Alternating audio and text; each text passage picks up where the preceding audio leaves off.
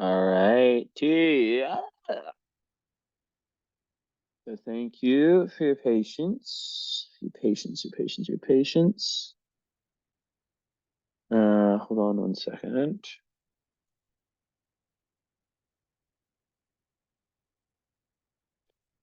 Pull the wrong chart.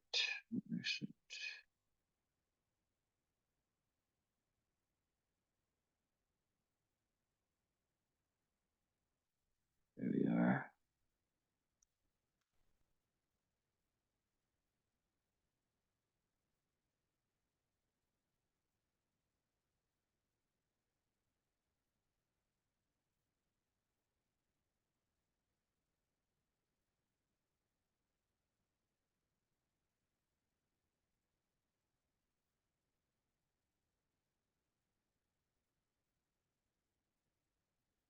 Hold up.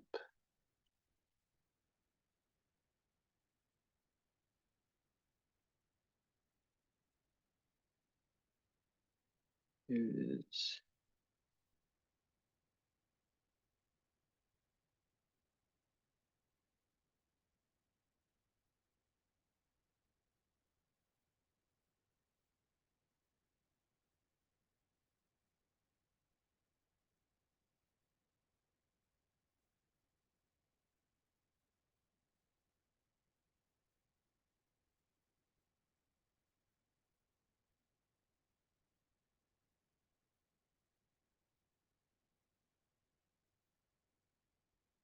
Okay.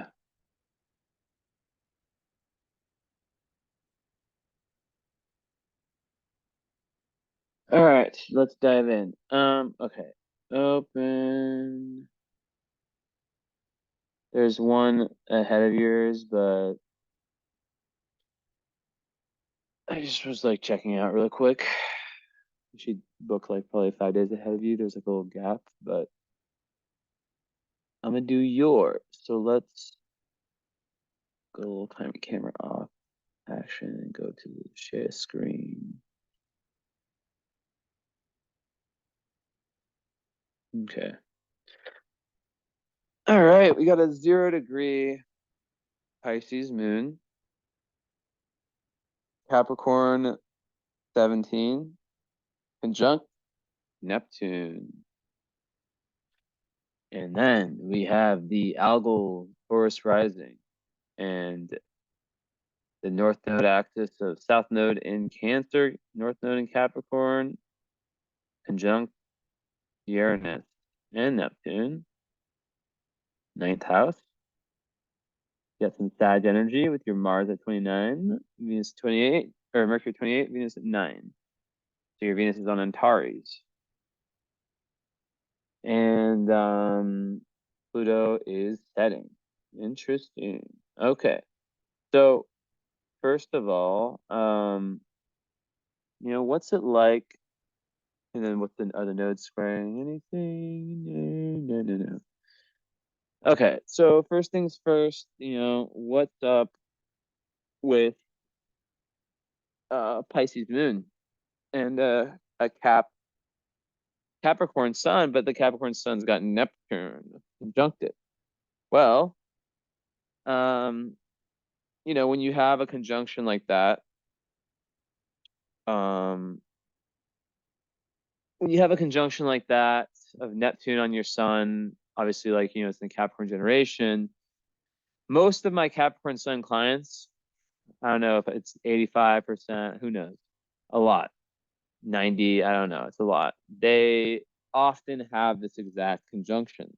So you wonder why, like of all the possibilities for Capricorns, you know, why this? Well, Neptune, it's the planet of compassion. It's a planet that's linked to Pisces. So of course, Pisces being so linked to astrology and to the esoteric and all that, of course that Capricorn, which is a sign that I don't think any sign is just not spiritual, this doesn't really make any sense. They're all spiritual. Everything is spiritual, but Capricorn is not known as like it's not known for its spirituality, let's just say. But when you've got Neptune on there, changed everything. I noticed that the Capricorn Neptune conjunction people, they're like just as much Pisces. It's like they're like Pisces slash Capricorns. They're not normal Capricorns. And yeah, so they really have both archetypes present, and they tend to yeah, they really tend to kind of have both. And yeah, it's just interesting to be around that energy. So the fact that the moon is in Pisces, it's almost like you're like a double Pisces, right? But having the Capricorn there, you still get like that kind of earthy, grounded, real positive parts of Capricorn. Which Pisces and Capricorn work together really well, right? Because one of them is about doing over the long term, and the other one is about dreams. So when you can combine, the physical ability to just like um do with the um with the ability to dream and to find inspiration, to have this real deep sensitivity, right? And this real deep compassion and empathy. You just are, and then on top of that, your moon's in Pisces. It's very clear that you're here for a very special spiritual purpose. And with the South Node in Cancer, North Node and it's the 3rd to 9th, you're really, really here to learn deep spiritual lessons, very, very, um, when we think about truth, right? We think about how everyone has a different truth. It often comes from, that's why I always talk about the importance of intellectual open-mindedness, intellectual curiosity. It's just so important, right? Because if you don't have that, it's very, very easy to fall into a place where you're being kind of like led, and you're not really creating your own destiny when it comes to these types of things. To your grand philosophies. Because ultimately, when I see this, I'm like, okay, well, the Cancer South Node, 3rd house, there's usually something there around, and I was just saying in my last reading, like around being a karmic tendency to play it too safe and to be too close to home. Like it's almost like Cancer is the mother, it's the nurture, right? So it's the feminine. So it's like the feminine energy is not the issue. Like you've definitely like succeeded in that area. Now in this life, you're meant to, so a lot of people with North Node and Capricorn, I've noticed that a lot of times, having Neptune on your sun can potentially speak to like some type of confusion in the relationship with the father. Not always. It could also be like a very inspirational father. The square would be more like that typically. But what can happen is that there can be a certain vagueness with a Neptunian person, right? Early on in life, especially, there can be a certain vagueness and I don't know, a certain difficulty with really like being able to pin down their identity, really being able to kind of pin down who they are, and what they're meant to do. And And that's why the idea of service, the idea of, things that truly inspire you, things that are truly beautiful, are meant to really, really be, of the utmost importance in your life. So another really important thing for the Neptunian person is boundaries, psychic boundaries. Because it's like, Neptunians are artists, and they're people who are used to the heavenly realms. They're used to, their souls are used, they're angels, so they're people who come into this incarnation, this very fucked up world, and they're used to these realms that are there. This negativity doesn't exist, and they come to this place, this world where people can take advantage of them, where their empathy and kind hardness can be used against them.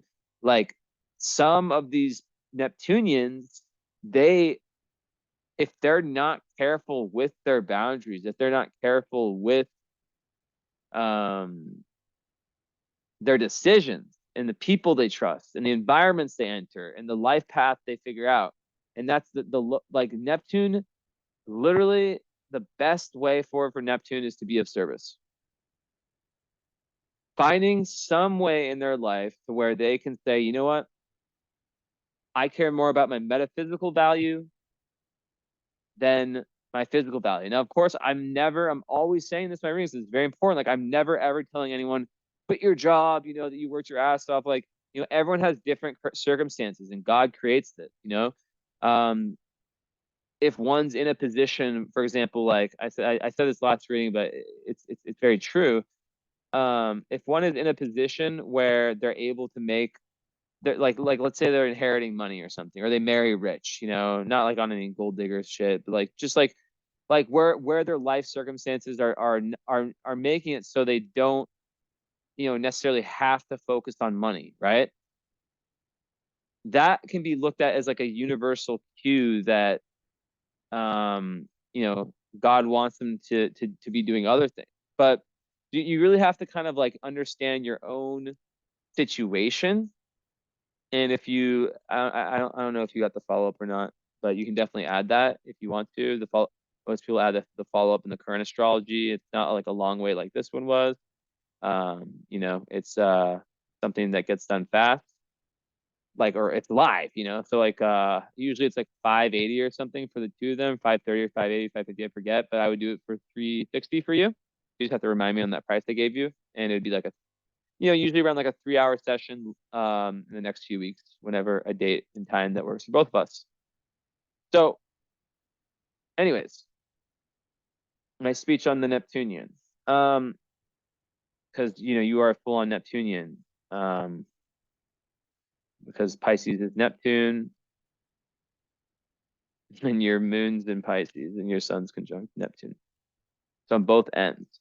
So yeah, like a lot of Neptunians, like they can really, like they really have to watch out for falling into the negative.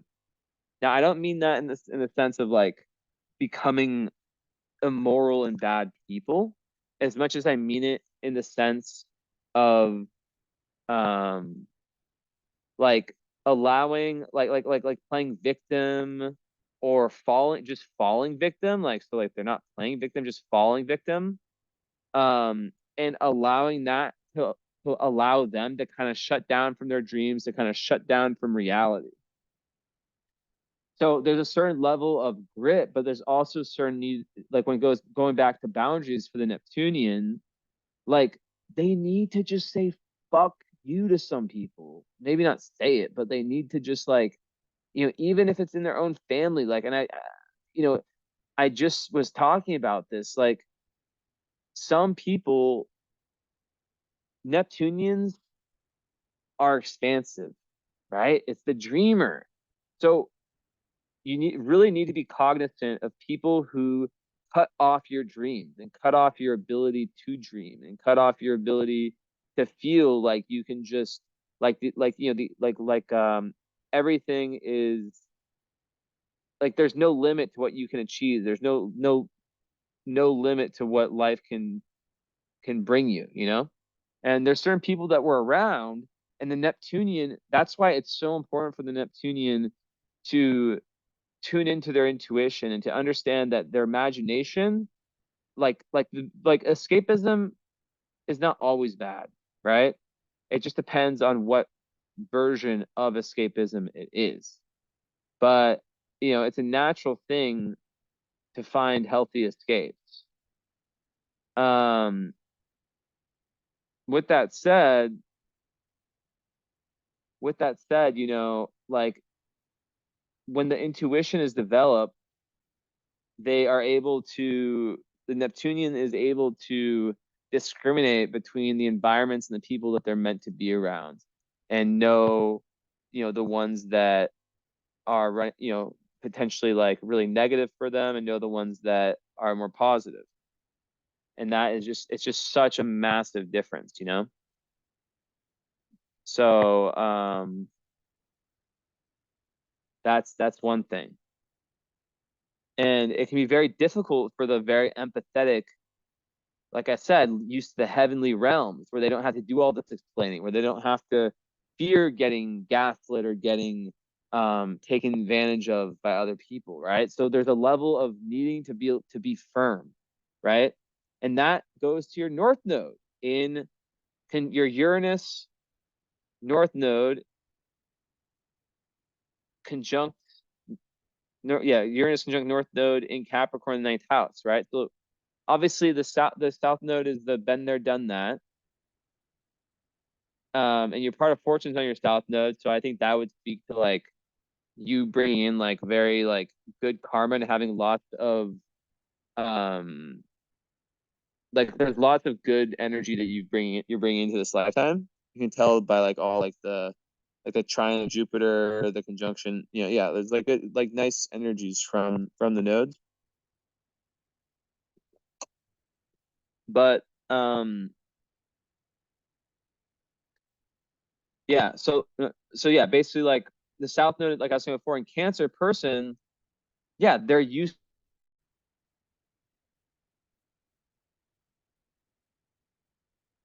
Okay, I lost my connection for a second. Okay, so yeah, back to what I was saying. Like, so the energy, right, with the South Node in Cancer is like very much like, okay, like I give the example because I speak in archetypes, I speak in metaphors, right? Like I don't know the exact experience. I just know the tendency, and it's about understanding the big picture. And then from the big picture, you can kind of like think about your own life and think, okay, yeah, that's the way I am. That's something that rings a bell. So South Node in Cancer, sometimes there can be a tendency, like I think of it like this with your chart especially. It's like, it's ruled by the moon. The moon's in Pisces, 0 degrees. So it just makes complete sense that you've probably been someone past life wise who has all these real esoteric and spiritual gifts, but maybe some difficulty when it comes to, really, really sharing them for the benefit of society. So I think that's really what you're trying to get to, is to become that person that can truly um, use their gifts to really, really help out the masses. And in past lives, maybe because like having to identify as the mother, like like the idea of like the mother who's super good artist, for example. I use this example a lot, but it just drills the point home. Like the mother who had to sacrifice her career as an artist because of the kids. And then she's just the mother, but she was, and with your fifth house Jupiter, you're here to really, really, really, really, really enhance yourself in that area of creative growth, right? And of having fun, and of being able to like really yeah, have that kind of creative outlet, I guess, like have some type of creative outlet. So um the North Node in Capricorn is metaphorically like you're supposed to be your own metaphoric, let's say metaphoric one more time, metaphoric. You're supposed to be your own metaphoric father in this lifetime, right? you're supposed to step up and take a different path than mom and pop. And because it's conjunct Uranus into the ninth house with Neptune, we have to think, okay, well, what does that mean? And the sun's there, right? So that is literally like the highest energy of the ninth house, with having Uranus and Neptune in the ninth is reflecting the person having like very spirit, like really, really on this massive, like your path in this life is about finding spiritual purpose and always trying to develop almost like a perfect truth. So sometimes there can be some disillusionment. And with your Jupiter and Virgo, you have to watch out for the perfectionism when it comes to you on your truth seeking journey, right? Because like, you might be like very far along in your spiritual journey, but then look and be like, oh, I'm not doing shit, but really you are, right? Um, but I love the energy, and I think that also you are just like, you are someone who has this real, like, I think of Algol as like, it's very magical. I just think that there's just this real like this real alchemist energy I sense, and I see like, and someone who can really like be a chameleon, someone who can blend into different environments super well, right? Which is such a dope skill to have. Um, but like the main thing about that is to make sure that when you're doing that,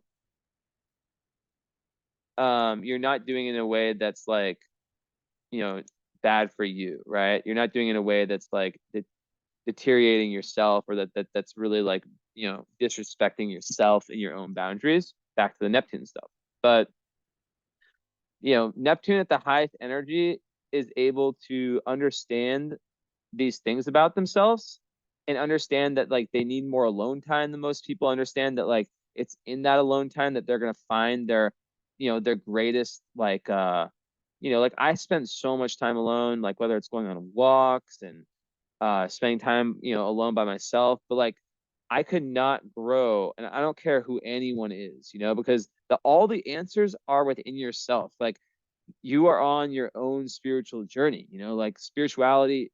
That's why like people who follow different spiritual practices, they're like, it doesn't always work, right? Like sometimes you can definitely get a lot of great things from different spiritual teachers, right? But the reason that it doesn't always work for everyone is because you know like let's say like Buddha, his spiritual path was different than Jesus Christ, or than this new Indian teacher, or whoever, right? So it's really important to understand that, and understand that, yeah, what works for you is not necessarily what's going to work for someone else. Um, so aside from that, I think that you don't really have too many hard aspects in your chart, which is interesting. So, but there are some placements that we'll talk about. But basically, and so your Saturn return is essentially done at this point. So, that's interesting, because I imagine that Saturn would also fall into, it's around your midheaven, but I imagine that things career wise and Dharma wise are probably really, really opening up at this point. We'll talk about that later. But yeah, back to the ninth house stuff. Like the Uranus and the Neptune in the ninth, these people have such just different, they just have very, very unique philosophies, like their ideas of life are just different, um, unconventional philosophy. And the thing with Uranus in the ninth from a karmic perspective is that there could be that tendency to have been ostracized in past lives for your beliefs. It opposes your South Node. So there could be some real deep fear there of like, if I put myself out there, if I really put my philosophies out there, what will it do, right? What effect will it have? And as a Pisces moon who's so sensitive, because we talk about the moon sign, we talk about like how Pisces moon, like in order to feel secure, in order, like it's your inner home, you know, you want that like warm fireplace feeling like within yourself. So a Pisces moon needs to be in a situation where they are, hey Esme, oh, you came to help? You came to help, boo boo? Let's honor Ezra really quick. Thank you, my mini little master. Are you gonna enlighten me with answers? Okay, do your thing. Let's do the Esme prayer. Okay, Esme, you will look at the part of the chart that is the most appropriate for the reading, and then I will pay you your salary. Esme Kim, let's capture this on Insta. Whoa, why my Insta just change colors? That's weird. Okay, Esme, let's do our thing. You came to me. Look at the part of the chart that's most important. Okay, so you looked at Chiron on the IC in Leo. Wow, Esme. Thank you. Thank you, little cat. I'll pay you. I'll pay you mucho dinero. Is that okay, Esme? Mucho dinero? Esme? Esme? Is that okay? Okay, that's a yes.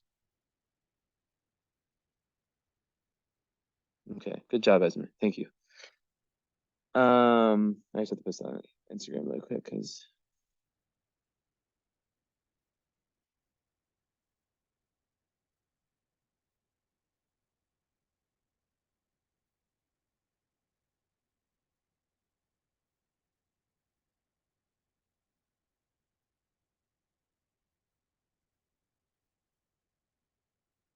okay, well that's interesting she said that because I like that's like a really, really important part of your chart.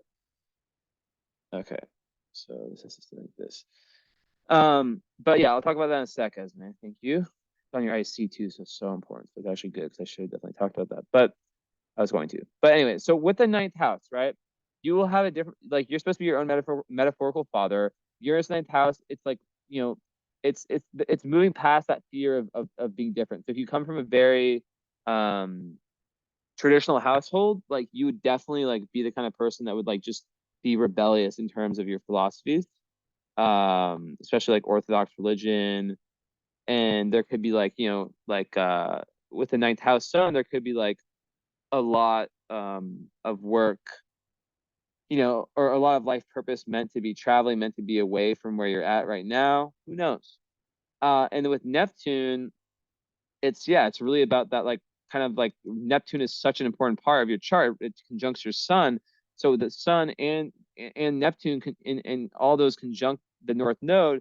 It's like the combination of Uranus, Neptune, and the sun, which we forgot to say that Uranus is also conjunct with the sun. So your sun's like almost like a Capricorn, Neptune, Aquarius. It has vibes of all those, which is so interesting because the two planets that are like the antenna, like the ambassadors from into our solar system from the way out there are Uranus and Neptune. So you have those on your sun, those are fucking, you're a channel. You're a fucking channel for cosmic information.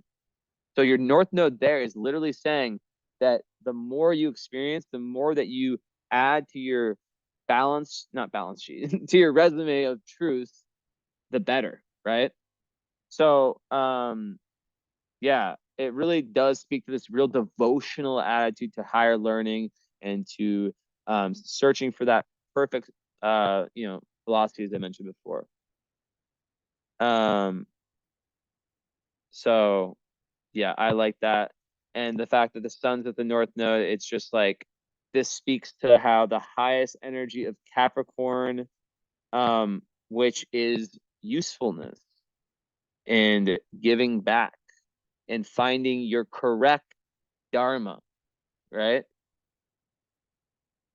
Like I say all the time, if someone is believing in the fucking Joe Biden news and the fucking all that bullshit, not to, non-political astrologer, but like, if someone's believing in that, they are in like the media and everything they're taught in school, they're going to turn out a lot different than someone like me or you who's has their eyes open to other things, right?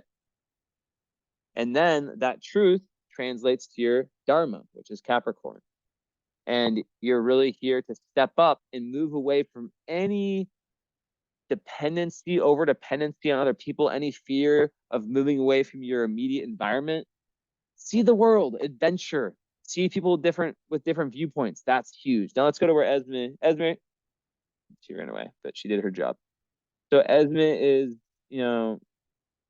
she's a galactic center cat. So, and she's also very Neptunian. So she didn't come for my first reading tonight. She came for the second. But yeah, so Chiron I see, that's super important because Chiron and Leo especially, that speaks to just this difficulty when it comes to being the inner child. People with Chiron Leo, a lot of times they, face some kind of scrutiny at home or in their early environments.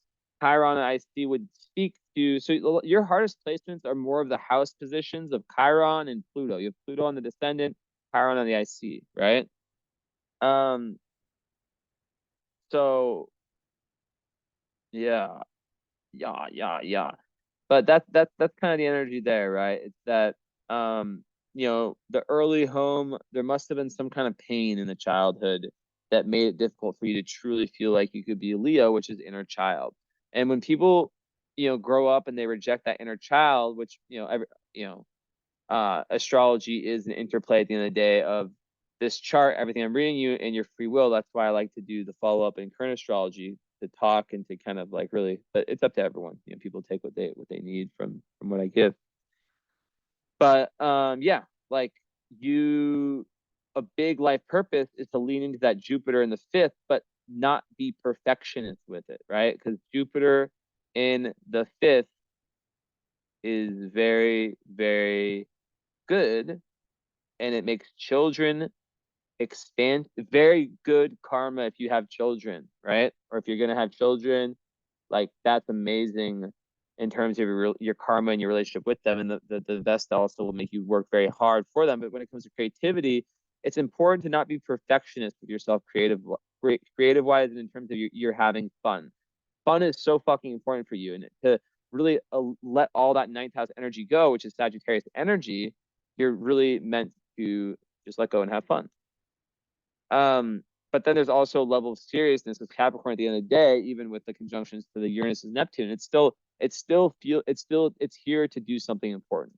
Capricorn is not happy. It's not a happy energy when it's not doing something that it actually feels is contributing and is moving the needle and creating foundations in their life. So, I love Capricorn Pisces people. My favorite artist, Armin van Buuren. Armin van Buuren. He is a Capricorn like you and Pisces moon like you. So fucking absolute genius, and a great guy too. And what I really like about him is that he has that Neptunian creativity with his music and just with his like compassion, how he is as a human. He's just an amazing dude. But he cares so much, and he's just been grinding for so long, like consistently. That's the Capricorn, So it's really beautiful to see that, because a lot of Pisces, Neptune sometimes they can give up easy, but Capricorn makes you have that resilience, right? With that said, it's important for you not to be dogmatic though, because ninth house people love ninth house energy. They can spend so much time developing that perfect philosophy and really developing all that energy that's so like crucial, right? To their understanding of life. I'm gonna go back to shadow mode and start meditating again. Yeah. Okay. So that sometimes, with the Black Moon Lilith there in Capricorn, there can be a certain level of just like sometimes people with Capricorn Black Moon Lilith, which aren't a planet, it's just a potential, it's you at your lowest vibe. Sometimes they can be a little bit like, I don't know, control freakish, um, a little bit too obsessed with success materially. So it's important to like, but the fact that Neptune's on your sun, it makes you really someone who is so compassionate and so in line with kind of like the zeitgeist and the energy of of the true energy of the world, that the underpinning energy, that there's usually not that difficulty, right? There's usually not that difficulty that I just mentioned. So with that said, um, you like the Chiron is something that, like, in order for you to maximize your success in life, you have to go back and you have to liberate that inner child. So having kids would be a great way for that. Vertex, sixth house, Libra, like having very fair and balanced relationships would be a great way for that. But then there's so many other ways, right? Because the Sag energy, and also this is like about being a service too, right? And this is also about pets, and your daily routine, like hitting you on like an emotional, spiritual, physical, everything all level. That's very important. Spending time alone, so fucking important. And if you do with Neptunians, um, I always say, as a Neptunian, use the camera and mirrors rule. Neptune rules those.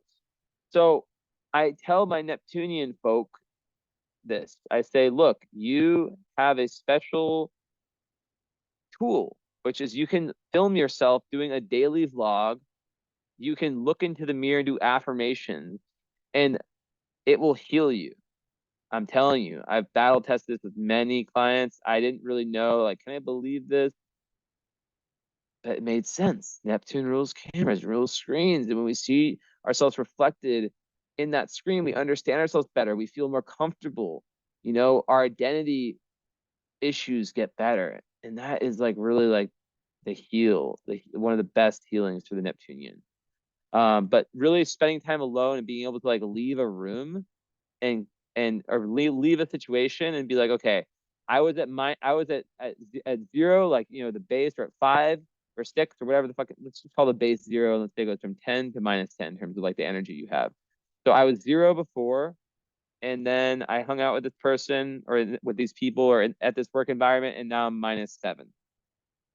The more good you can get at mindfulness and understanding your intuition and like really mindfulness and understanding your own cell energy and really thinking about your energy is like almost like you're a car where you have like a certain um energetic responsibility or like something like that, like really like having like a creative way of looking at your own energy. That is massive. And then you'll be able to make boundaries based off of that. And yeah, Pisces moons, they need peace, and they need to be able to be they need compassion, they need softness, they need to be able to talk about things that maybe not everyone's understanding, but they're so creative, they're so creative.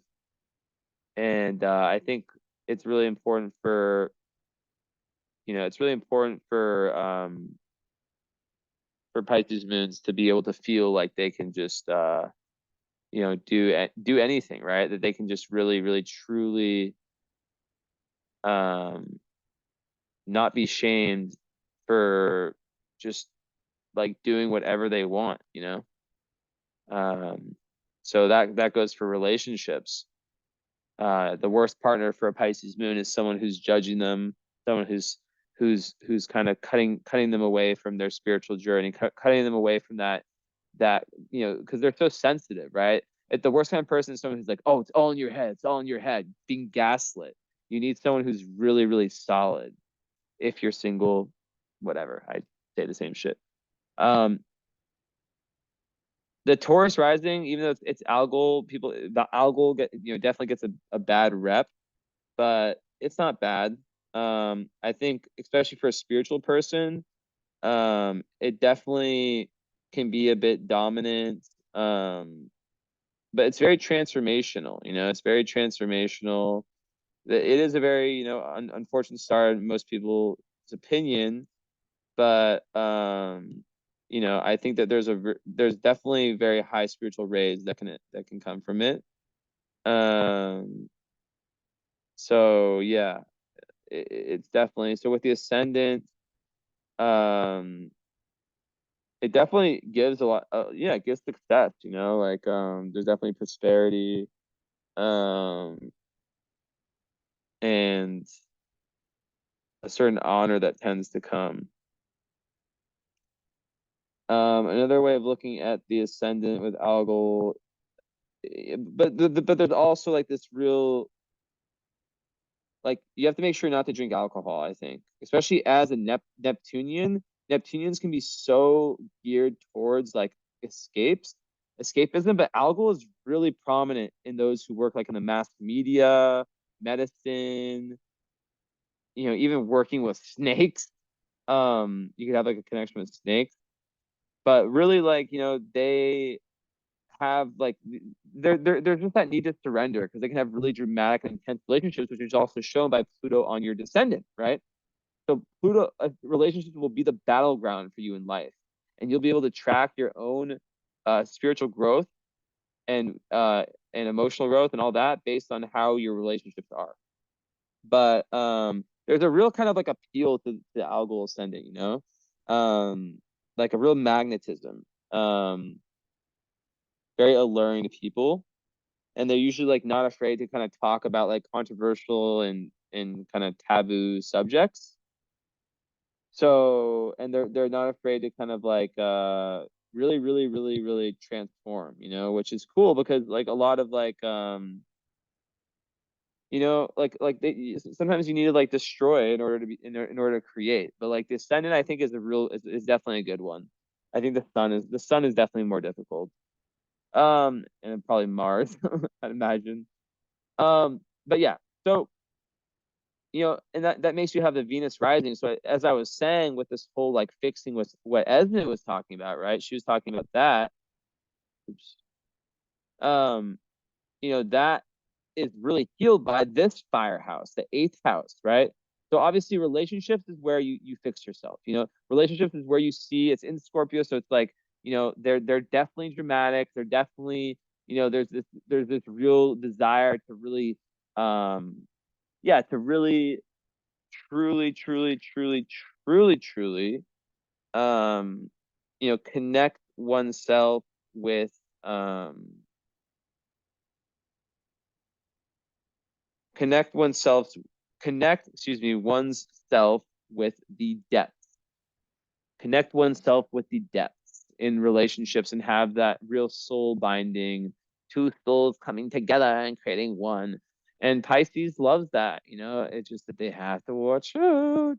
They have to watch out. They have to watch out. Do not trust the wrong people. Um, so so.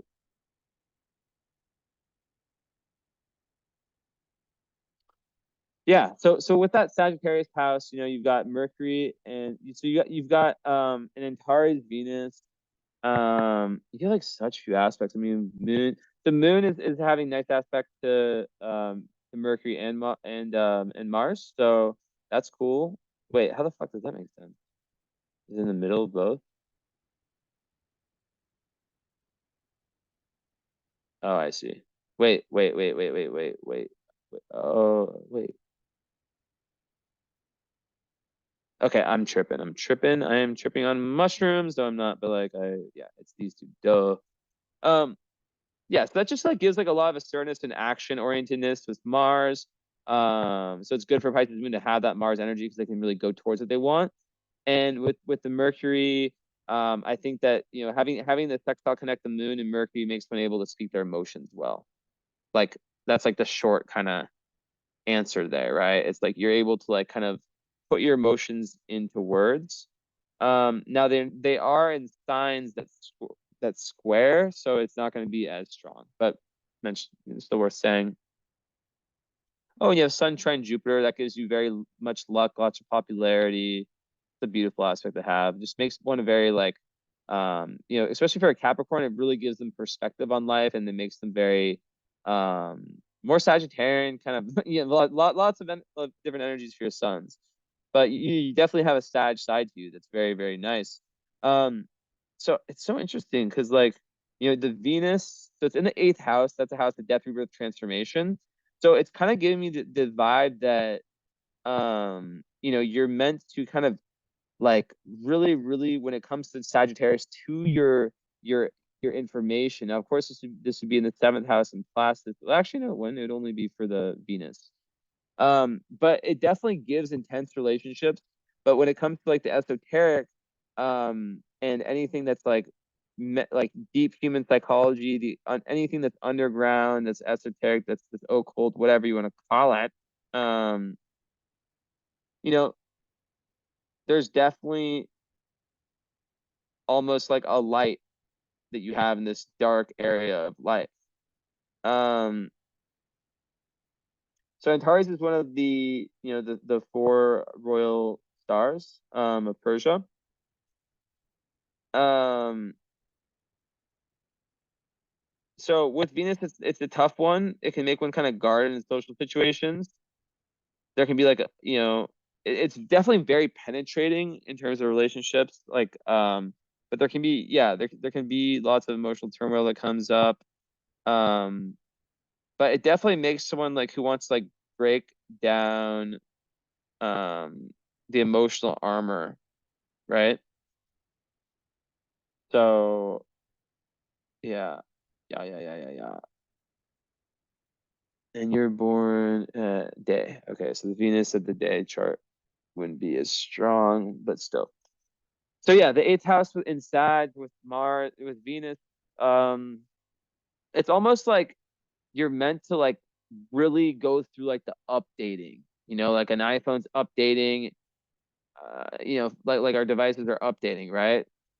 So that's what you're really meant to do with the information. And Mars and or Venus and Sag, I do not know one person with Venus and Sag who does not love traveling, you know, love different cultures, like, just know about different places, and just, like, have all these dreams to go there, and all, and to even, like, live away. Like, they're just such free spirits, right?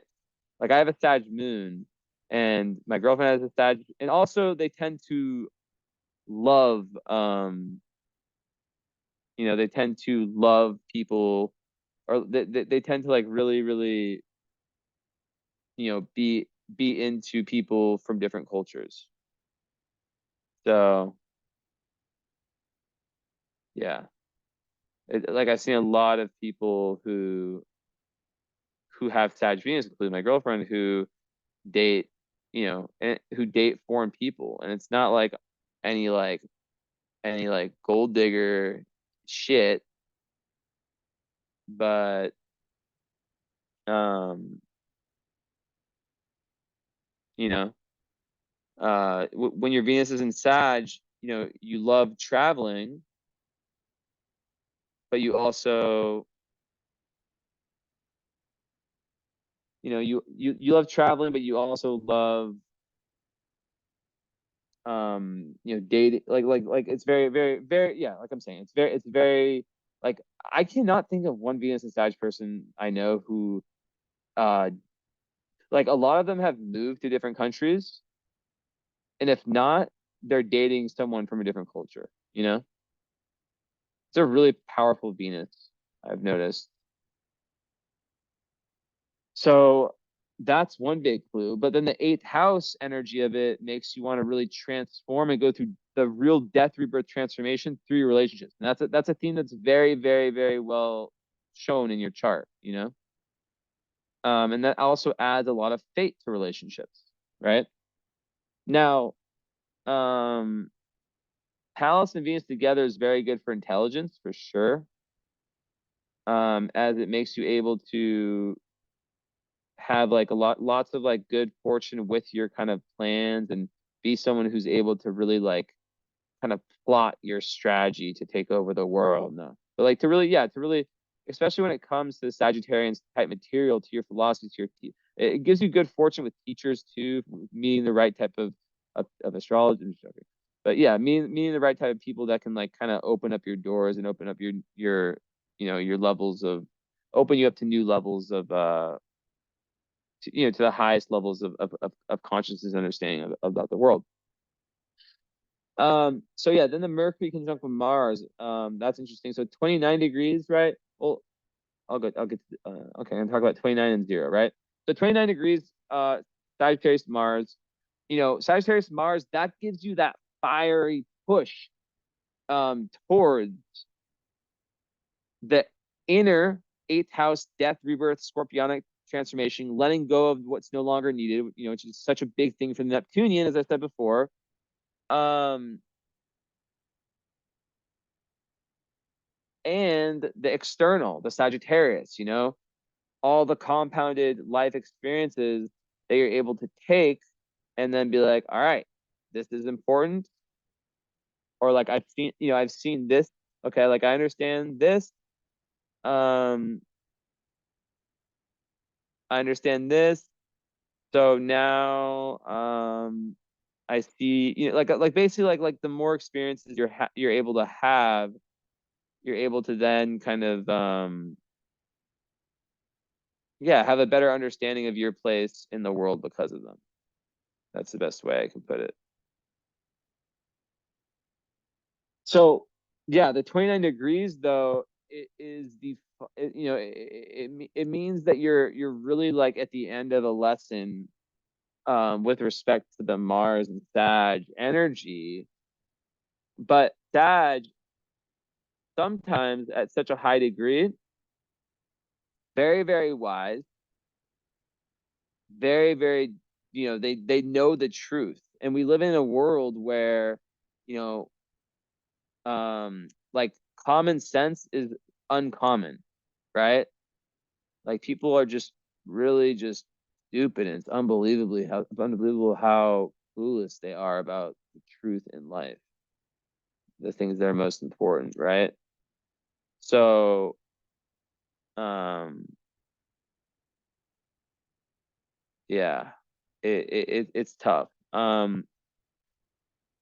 Important for that person to not allow that to let them down, to get them down about life, about other people, and to just shut off from reality, because that is a big potential as a Neptunian, to have that kind of shut down process, right? So it's important for you to be able to to just like still connect with people, and to not try to like push any agenda you might have of what truth is onto other people. Um, and also it's really important, like with the 29 degrees, to not be dogmatic, right? To not be dogmatic, and to just understand that different people come to different levels of truth at different times, That's just the way it is. That's just the way it is. So with that aside, hmm, hmm, hmm, hmm, hmm, hmm, hmm, hmm.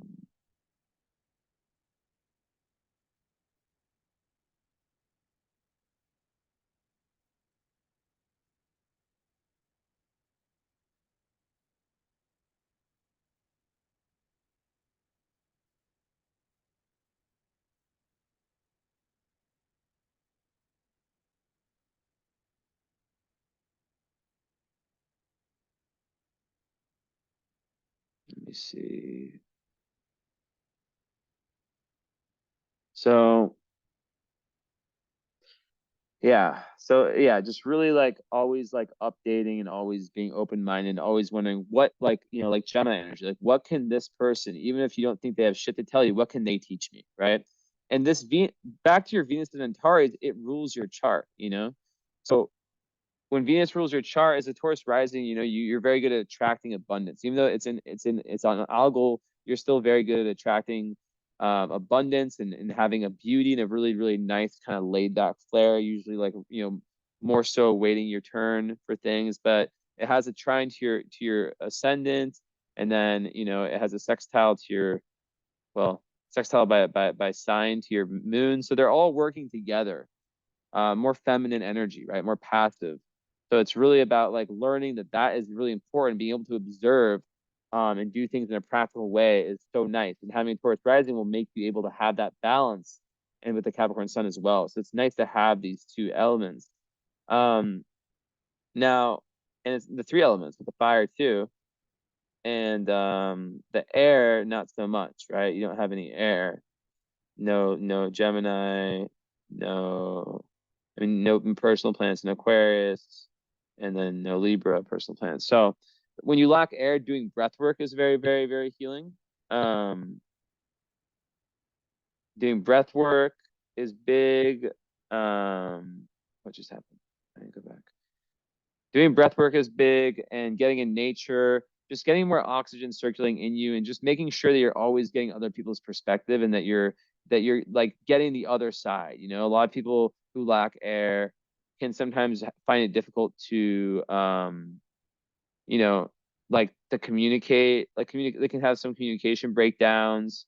And it's just really good to like buy the book. You should buy the book Nonviolent Communication. I think that book should be like I mean, I think it should be like pretty much mandatory for every school to teach that book, because it's just so crucial, and it just like teaches us things that are so important about like communication. And I read it during psychology school, and it was just like, wow, like this is actually like really good stuff. It's by Marshall, something Marshall. But anyways, back to your chart. So yeah, um, I think that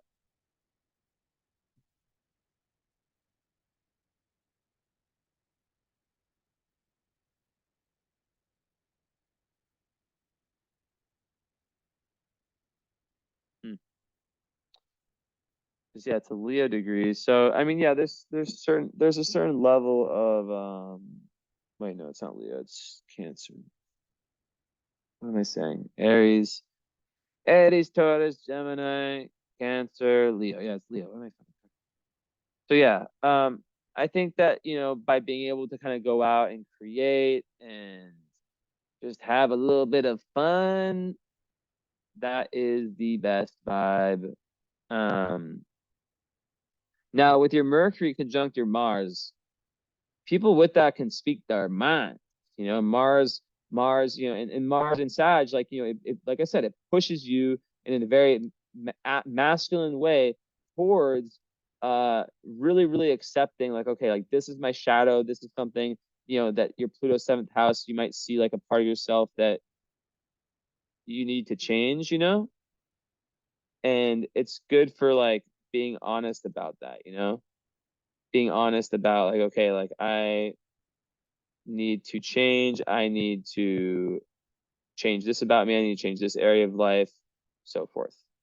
And then doing and then allowing space in your life for that change. And then the sides definitely will push you to like want to like learn so much. So it's really, really good for your North Node journey in the ninth house to have your Mars supporting that, because that's the action, your action function is really pushing you towards that. Um, So yeah, Mercury with Mars is nice because it's like you can speak your mind. When you have a more feminine chart, it'll give you the courage to kind of voice your true opinion, and finding constructive ways of doing so, and make you really want to talk about really deep things.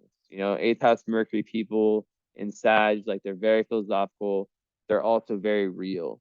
And it's a good channel for that Pisces moon, because the Pisces moon is very deep as well, very creative and very, very right-brained. So to have this, it's just an energy that's mutable like that one.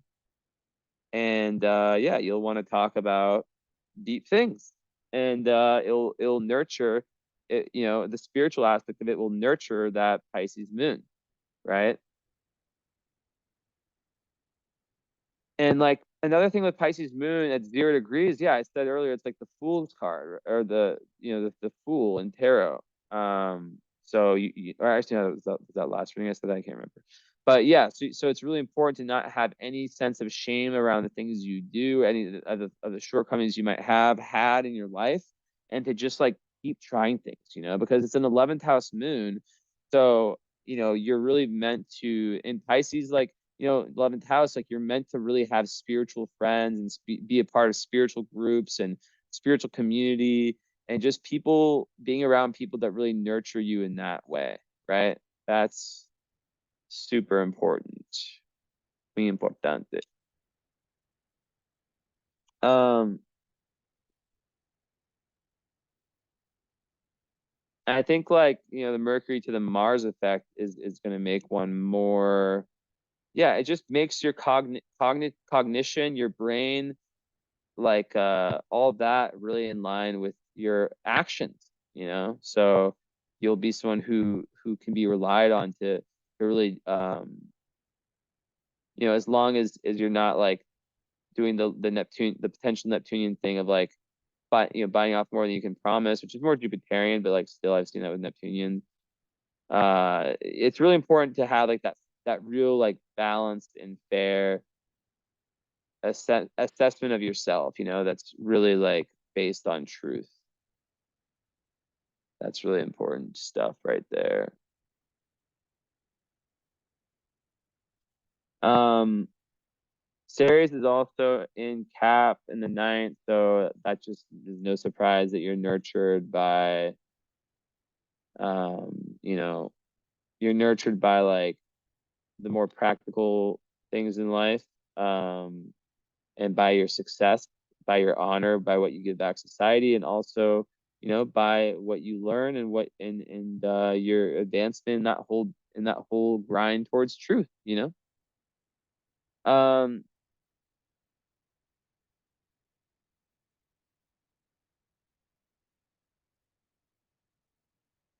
oh yeah, oh, big one. So ascendant square moon is important. Although see, the thing is like if your moon was in Aquarius, actually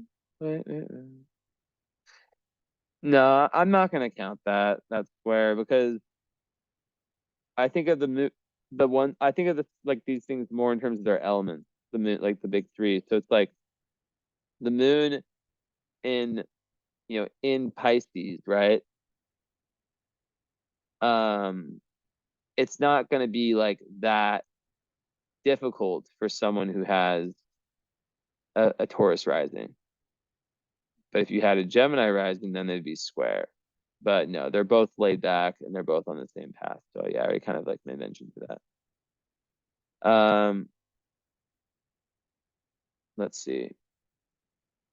So love stuff, as a Pisces moon, of course, you need that sensitivity, you need that person who's not going to judge you, you need space, freedom, you need to be able to like have like, very gentle and well-purposed communications. So, like I already kind of said some things about that. Um, of like, the wrong type of person. And yeah, just something that's just chill, that feels like home, a relationship that just feels like home and it feels nurturing to your soul, and that you don't feel like you have to be someone you're not, of course, right? But also with the Chiron, someone that you can, heal yourself in that way and be your inner child around. Now, yeah, the Pisces moon, they need to, yeah, like they need to be able to be creative, like having like shared like artistic and even like a spiritual like kind of relationship, but then also someone who can handle the intensity, because Pluto on the descendant is someone who it's through their relationships, their partnerships that they're experiencing, potential crises, but also potential like the biggest, the potential biggest rewards. Um, the real big rewards in life. So, that is definitely important. Um, let's think for a second.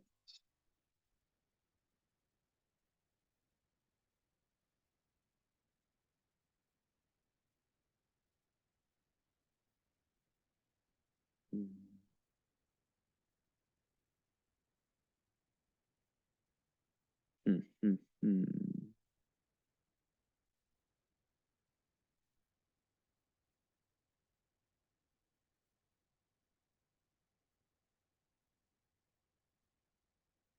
I guess what I would say also with love is Juno's an Aquarius, and with your North Node, ver, your North Node journey that's very, very about philosophy. Um, I'll never tell, 'cause, I have a lot of female clients. I would never tell them like I know how men are. I just made like a story post the other day about how like how stupid people are who think um that men are smarter than women. Like, yeah, some are, but on average, hell no.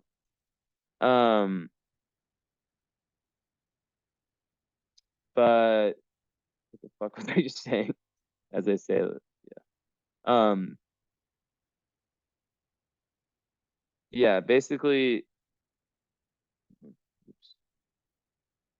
I just think it's important to have like so yeah, okay, like I would never like tell someone like you like, oh, you have to have a spiritual guy. I honestly think a lot of quote unquote spiritual guys are fucking weird. Like, I have not met many dudes in like the spiritual community or like through my Instagram that I really like fuck with, just being honest. Like, and I've literally heard like I feel like I'm one of the only normal dudes in the spiritual community.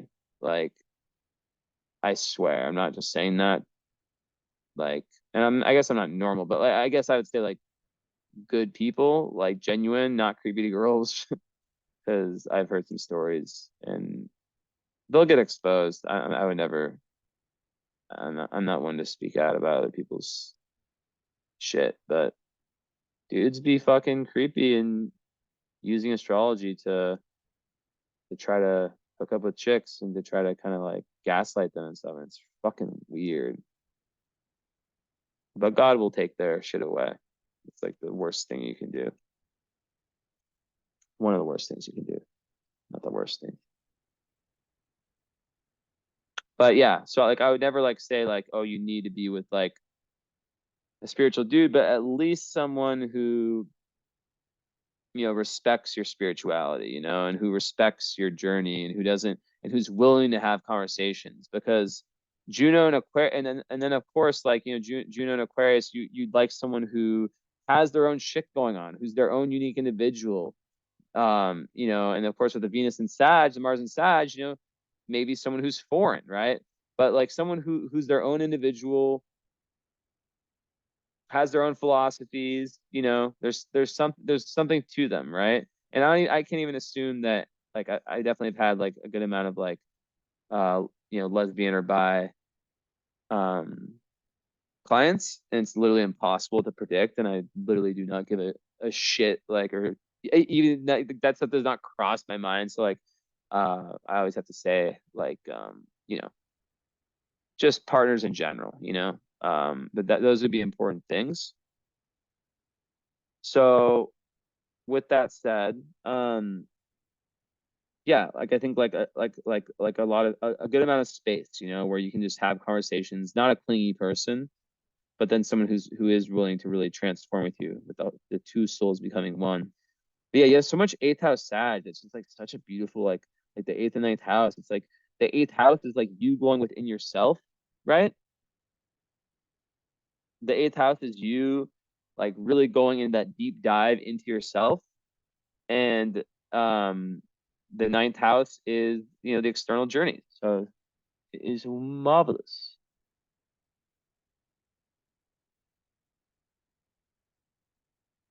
And yeah, I think like also you'd be like a very like good speaker as well. That's one other thing. Oh, you have Chiron trine Venus, so that makes one a very gifted healer and teacher, really good empathy, really good at like seeing the beauty and the potential in people, and helping people like as a healer get to their full potential because you can see it. And the unaspected Mars, that can just make that kind of, oh no, it's not unaspected. It's Mercury. I forgot. Also, Mercury and Sag sometimes can be very, very like they just want that knowledge to expand their worldview, but sometimes, and they're born philosophers, all that stuff. Really good at seeing the big picture. Um, really into like freedom of speech, and that's very, very important to you, most likely. But yeah, it's just it goes back to that idea of like not pushing your truth onto other people. That's just like one thing that Sag people and Sag Moon, like we like to do sometimes is like we have to get past that and understand that you can't you can take the horse to the whatever the fuck and you can't force the you can take the horse to the water, but you can't force the horse to drink it. Yeah. Okay. So Vesta and Virgo also that watch out with your Jupiter and Vesta and Virgo for perfectionism, 0 and 100, getting down on yourself, being overly self-critical. That's really important. But I think Vesta in fifth house is really good for someone who can like work and kind of make their like really like a Earth fifth house like that. I think of someone who's able with the midheaven in Aquarius, there could be like two jobs, there could be a career change, desire to do something, especially with Saturn right on the midheaven. That's very good for success and being seen as a very great responsible figure. Um, an air, an Aquarius, just wanting to do something to better society. And yeah, like with the fifth house in Virgo, Jupiter and Vesta, I think like, yeah, you could definitely be someone who's committed to like you could like have the moneymaker career and then like the thing that you do for fun, and then having them both come like or not come together, having like slowly over time turning the passion right into the one that like makes the money or whatever. So that's cool. Yeah, Saturn in the midheaven is just so like it's just such a great placement. Such a great placement. The whole slow and steady wins the race with that one, right?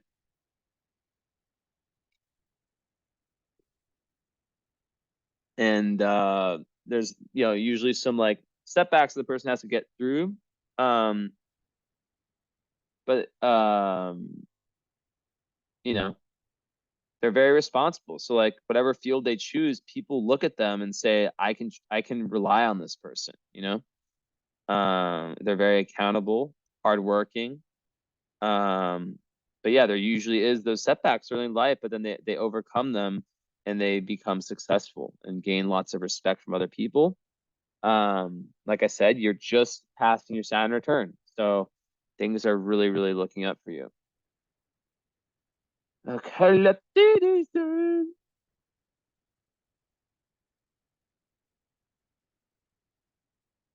Open. Okay, so I talked to Algo. Looking for stars, looking for stars, looking for asteroids and stars.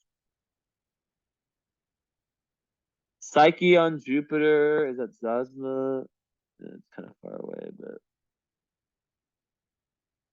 yeah. So you're just like really like able to expand by going deep into the esoteric and deep into like the understanding of the human psyche, and very good for like psychology or just in general in life. Like it speaks to your eighth house Sag energy. You want to expand your knowledge of like the esoteric, of like the unknown, of the real depths. Like that's like it's kind of like me, right? Like it's like I'll like watch it on YouTube that I do not agree with at all, just because I just like to see how people think. If anyone is like interesting, I'll watch them regardless of whether I agree with everything they say. I think that's one of the great things about Sag at its highest energy is that Sag is able to really, really compartmentalize, you know?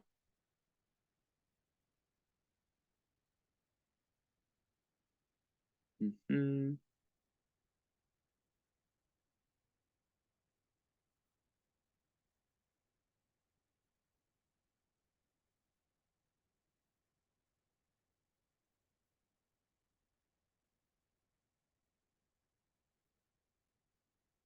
Ooh.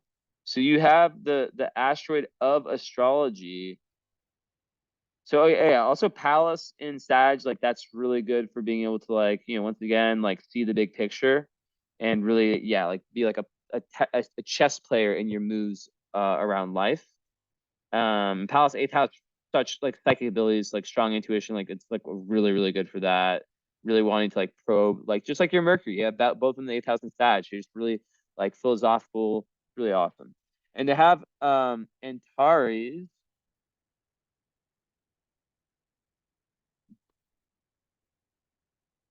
Yeah, Antares and Urania on your Venus. So Urania is the asteroid of astrology and anything like connected to the cosmos. So that on your Venus literally means you could be an astrologer.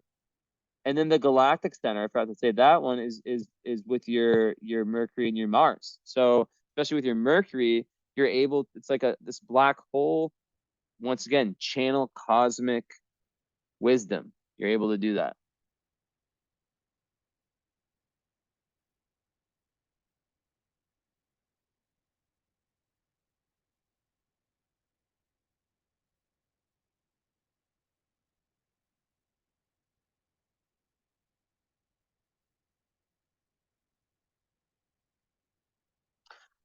All right.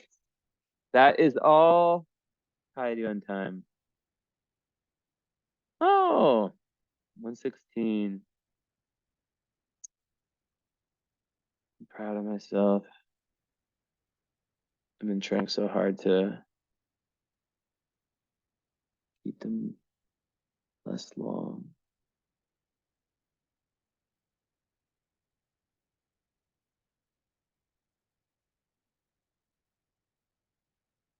Okay.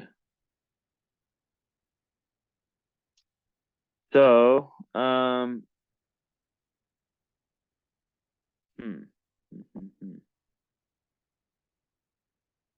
Let's actually see one more thing.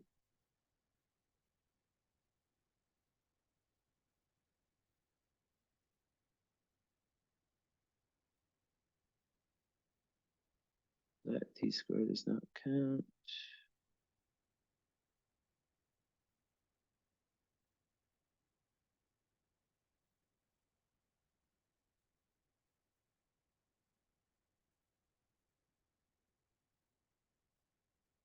Yeah, so I think that like, also Venus like sextiling Saturn, that gives one like the ability to have like really long lasting relationships where there's like a certain karmic glue that hides your relationships together. And also I didn't mention that the midheaven has the sextile from Venus. So, it could be a career in the arts or a career in something related to this Sagittarius Antares Venus, right? So keep that in mind. So yeah, let me know if you want to add the follow up in the current. Highly advise it so we can combine your lived experience with everything I found today. Besides that, thank you so much for the patience. I hope you love this reading. It was a pleasure. I'm very proud of myself for keeping it. I'm trying so fucking hard to get all of the message across as effectively as always, but in not 2 hour sessions because, yeah. Anyways, thank you. Ciao, ciao.